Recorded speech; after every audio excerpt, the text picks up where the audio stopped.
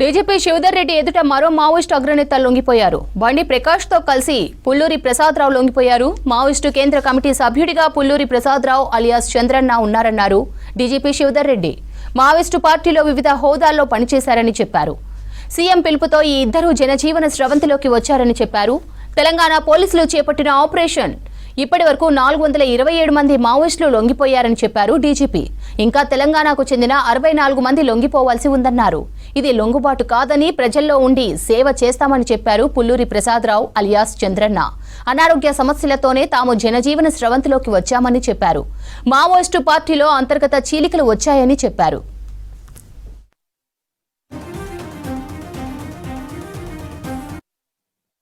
CPI Maoist పార్టీకి చెందినటువంటి అత్యంత కీలకమైనటువంటి పుల్లూరి ప్రసాదరావు ఎలియాస్ శంకరన్న, ఎలియాస్ సోమన్న, ఎలియాస్ చంద్రన్న, ఆయనతో పాటుగా బండి Prakash alias Prabhat Telangana state committee member, వీరిద్దరు కూడా అజ్ఞాతం వీడి జ్ఞాతంలోకి వచ్చారు.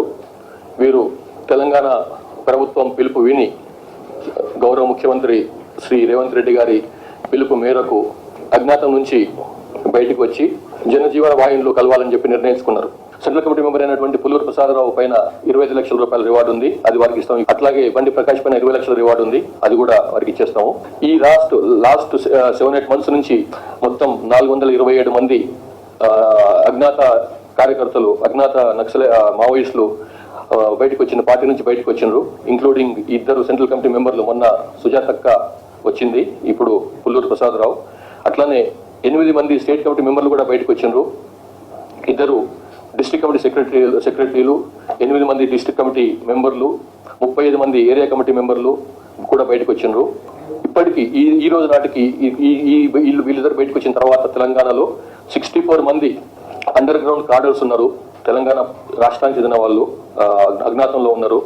అందులో 5 సెంట్రల్ కమిటీ మెంబర్లు, 10 మంది స్టేట్ కమిటీ మెంబర్లు, 20 మంది డివిజనల్ ఆర్ డిస్ట్రిక్ట్ కమిటీ మెంబర్లు, సెక్రటరియల్ మెంబర్లు, 14 మంది ఏరియా కమిటీ సెక్రటరీ ఆబ్లిక్ మెంబర్లు, 10 మంది పార్టీ మెంబర్లు లేక దళం మెంబర్లు. ఇందులో ఈ 64 మందిలో 9 మంది మాత్రమే తెలంగాణలో పనిచేస్తున్నారు. మిగతా వాళ్ళంతా కూడా పక్క రాష్ట్రాల్లో, ముఖ్యంగా ఛత్తీస్గఢ్లో పనిచేస్తున్నారు.